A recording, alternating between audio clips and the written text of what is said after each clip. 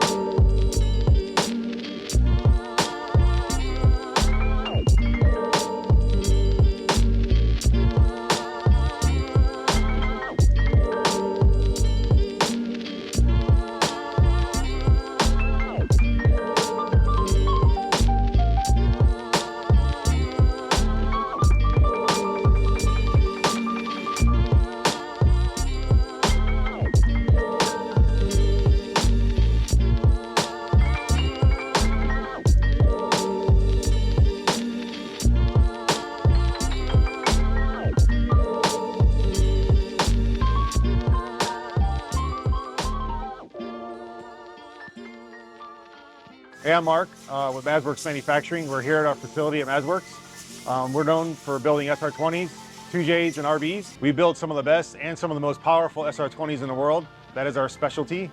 Right now, we hold the record for drag racing SR20 at 622 and 229 miles an hour.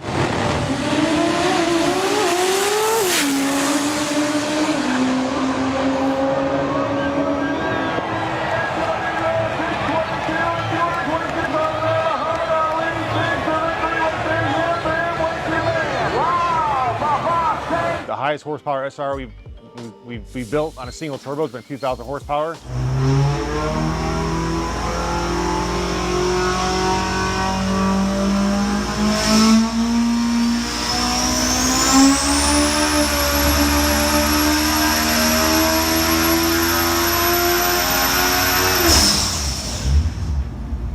Just that little bit of water made it. Yeah, I heard it. It was a bunch better. Damn.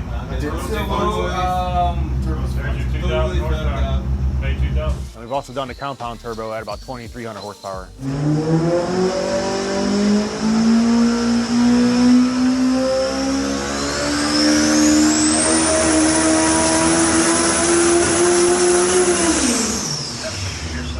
I personally have been building Japanese motors since the mid-90s. I took it on professionally and started Mazworx in 2004. That's when we really scaled it up and started really digging into building mid-90s Japanese motors. Probably around 2008 is when we started tooling up and be able to do all the machine work in-house. And as of right now, we do all our machine work and all our building in-house. As far as SR20s, we build anything from 300 to 400 horsepower street motors, all the way up to 2,000 horsepower drag motors. We've had our motors in full drag cars, drift cars like Formula D, circuit cars, obviously street cars, and even had them in circle track cars and dirt track cars. So we went through years of product development and engine development to be able to build a comparable SR to pretty much any application you need. Pretty much started Mazworx in the Fast and Furious era. So that's when the import scene here in the US was really starting to pick up. There wasn't many import shops around here, and as far as building cars, it wasn't very popular. It was mostly domestics, but it started growing. And in about 2006 is when we built our first race car. We raced it for Nopi, NHRA, Naira, and DEMA, all those local events. Those are S14 with SR20 DET, making about 800 horsepower, which was pretty good back in the day. It's still pretty good now, but you know, we had a lot of rocker issues, as you know, once you start revving out the DETs. And then we teamed up and we started building a modified car. That was our first green S15. That was pretty much a pro mod engine, but still using a lot of stock components because a lot of things weren't available back in the day. And we were probably making about 1,000, 1,200 with that car. And that's when we really stepped it up because we knew we had rocker issues. So we came across the VVL head, and the VVL head saved us and saved the SR20 for us.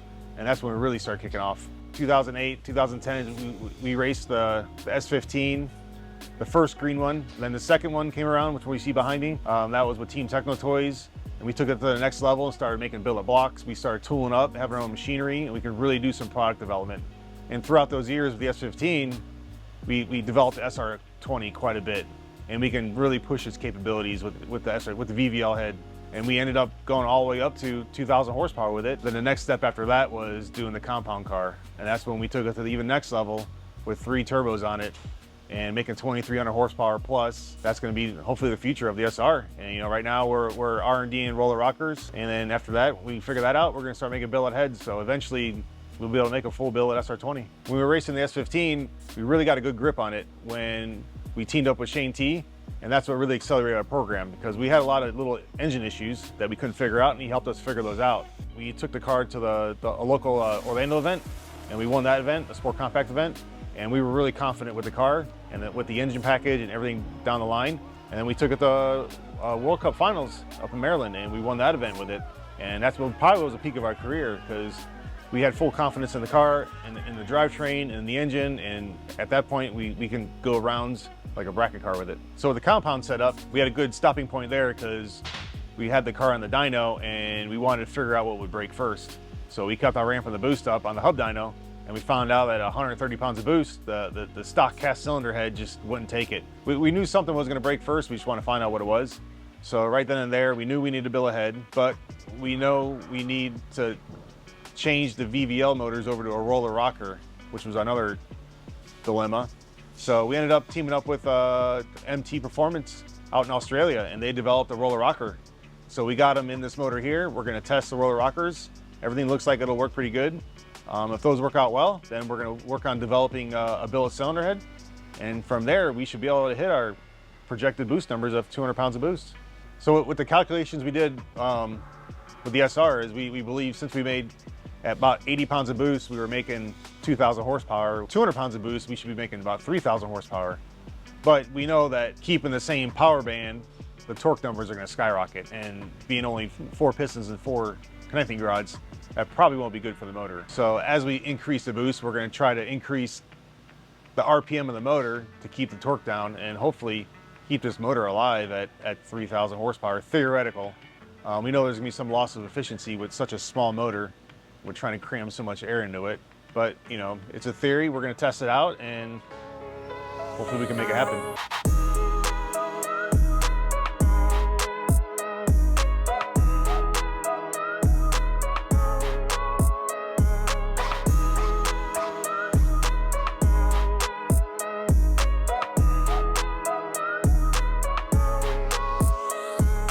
So here we got the badass triple turbo compound SR20 Celica.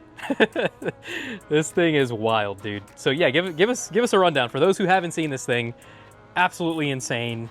I guess this is technically the world's highest horsepower SR. Yeah, this one would be. We did dyno it on a hub dyno. That's when we cracked the cylinder head at 130 pounds of boost. Yeah, man. So walk us through. This is a pretty complex. Yeah, there's a lot going on here. This is pretty much a Shane T invention. We have 2 primary low pressure turbos, as you can see here, feeding an intercooler and then feeding a high pressure turbo, which would multiply the boost these 2 turbos make. And in between each stage, we got an intercooler here, and we got an intercooler back there cooling off it between each stage and then feeding the intake. Then as the exhaust comes out, it first feeds the high pressure, and the outlet of the turbine and the wastegates would feed the low pressure turbos, and that would go out the atmosphere. So that is wild. The theory on that is you can keep the turbos in their efficiency range and keep the air temps down, and just by multiplication they work off pressure ratios, so they're just multiplying the pressure. Forget the turbos. If we just hooked a box to the engine to get it to produce 50% more horsepower than 2,000, we're going to have enough boost pressure to get to that 3,000 horsepower number. So then it's a matter of how can we get a single stage turbo to make, let's say, 150 or 160 pounds of boost. You're just not going to do it, no matter what turbo you put on it. And then you have the problem you're talking about actually trying to use it, even if you could get it to do it. By the way, when you're trying to use a single stage compressor to get to super, super high pressure ratios, the efficiency of the compressor is so bad You then have to do lots and lots and lots and lots of intercooling on the downstream side of that to even have air that's dense enough to get to the number you want. So that's why it has to be a compound. A little bit of math was done when creating this, I'm sure. Yeah, a lot of math. And Shane's got sensors everywhere. He's got sensors before and after each turbo, speed sensors. I mean, it's just sensors all over this thing. Because, I mean, easily you can have a runaway turbo if you have too much CO2 and the wastegate's on a high pressure turbo. I mean, you can multiply boost really quick on it. So he didn't want to hit 300 pounds of boost on accident, which theoretically this should be able to make, but I doubt the motor will handle that. Yeah, that'll be the next test. Yeah. That'll be the next test. So I'm gonna give you guys a little bit of a close-up look here. This is insane. There's so much going on here. So this is obviously like just an engineering marvel, right? But I also know that there's also some downsides with stuff like this because like serviceability, you're out on a race, you lose a turbo, there's like triple the problems. Yeah, triple the problems that could possibly happen, right? Yeah. But if it's gonna work and stars align, like this is so cool, man, you know? And I guess, so is this, turbo is here and you can see the inlet just right up on the intercooler. Yeah, so hard to see there, but yeah, that's so cool. The outlet of this intercooler, it feeds directly right into the inlet of the high pressure turbo. Yeah, that's wild, So man. the pressure before the turbo is roughly 30 pounds of boost right now. And then after the turbo, it just multiplies it. If it's 2 to 1, it'd be 60 pounds. If it's 3 to 1, it would be 90 pounds. Absolutely insane, dude. I don't think I've ever seen a setup like this. Maybe they're around and I just haven't seen it, but I don't think I've ever seen something of this nature with, you know, this kind of intercooler setup with the triple compound turbo. And well, back in the day when turbos started getting the relevancy, to make 50 pounds of boost, you had to compound them because the turbo technology wasn't there to make 50 pounds of boost in one turbo. Yep. So they would compound it. But now, I mean, you can make 100 pounds of boost with one turbo. So if you're gonna go beyond that, then you have to consider compounding it. For sure.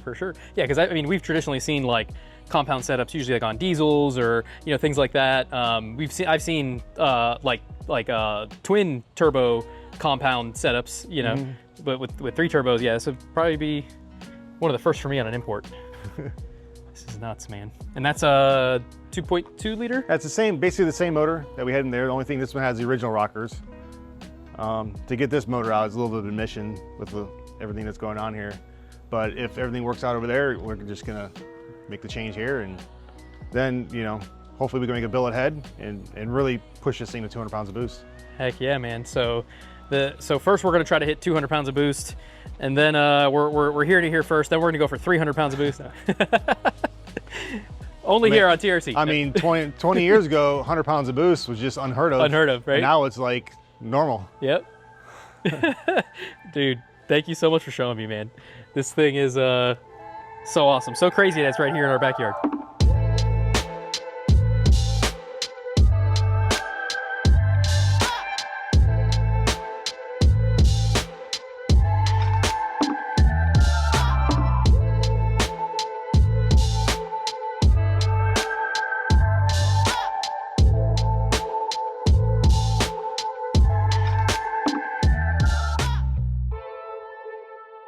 Here we have the latest creation that we're about to load this thing up and head over to Real Street Performance and put this thing to the test. Yeah, this is actually the full pullout of the S15.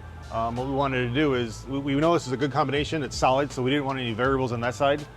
We went ahead and installed the roller rocker systems with the Kelfer cams, and we're gonna test it on this platform. So the only thing that's changed on this is that setup. So if there's any issues, we can kind of isolate it. So, I mean, this is actually a newer motor, but everything, all the components came out of the S15. So we wanted to get a motor that was self-sustaining. We have it running on this cart with all the electronics and everything you see here. So what we're gonna do is, when Real Street's ready for us, we'll take it over there, we'll plug it into their dyno, and we're ready to go. Heck yeah. What's gonna be the goal? So obviously you're gonna test the newly developed rockers, right? Because that was a big issue that you guys were having. So that's gonna, I mean, so what kind of RPM are you guys shooting for? What are the new rockers gonna allow you to do? Well, the new rockers will definitely, because the old rockers, the OEM rockers just are discontinued. And even through their regular lash pad style, so after a few laps, we would see wear on them. So the roller rockers will definitely help out with life. in any application, from street to drifting, and really to drag keeping racing. the SR around longer, because if those were discontinued, Yes, you know, that's it's like everything from the 90s, right? Like, yeah, everything's good. Nissan's discontinued things left and right, so that's good for us being a manufacturer. We can make some of the parts. Like I stated before, we teamed up with MT Performance in Australia. They designed and made the rockers, and we worked with Kelford cams. They made those cams specifically for the rockers, and we got them in here, and we're going to test them here in a few days. I don't think I caught it earlier. What kind of RPM are you guys turning now? Well, this platform, we turn at about 12,000 peak RPM. Jeez, that's wild. At the track, we've seen up to 90 pounds of boost with this setup, and we were estimating 2,200 horsepower at the track.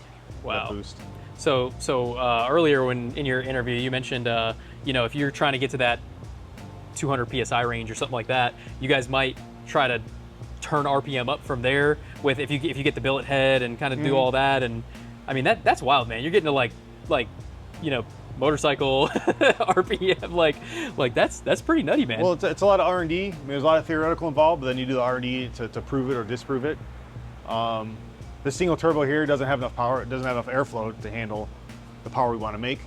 So the compound definitely would help out and achieve us that. Turning it more RPM would help us keep the torque down, and if we keep the torque down, we can make the parts live.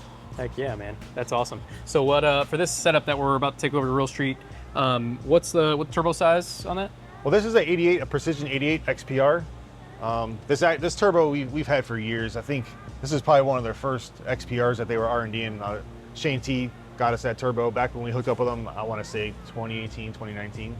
But it's been a really good combination with this setup. Like last time we were on the dyno with this, at 80 pounds of boost, it made over 2,000 horsepower. Heck yeah. That's awesome, man. And then, so is this, I think you mentioned it used to be strokers, but now you're factory displacement now, or what's the displacement on this engine here? Yeah, well, this is a 2.2. So back in the day, you know, we would stroke the motors, make a bigger displacement. That would help out with shifting your power to the left on the curve. But with making so much power and so much RPM with the four cylinders, you get a lot of second order harmonics, and we wanted a better rod ratio. So de-stroking it back to a factory stroke with a billet crank and going bigger at the piston, which the SR20s, we can go up to a 90 millimeter piston. So we're kind of over square with it, and it allows us to, you know, run more RPM. And we noticed that it make the rod bearings last longer since we're making less torque. So you got an air to water setup deal here? Yeah, we got the 3-core here, 3-core intercooler, and you can see the water tanks right here. We can fit about 20 pounds of ice, and within 6 seconds, that 20 pounds of ice turns to hot water. So you got to figure how much energy is being transferred, you know, at making 80, 90 pounds of boost at the track.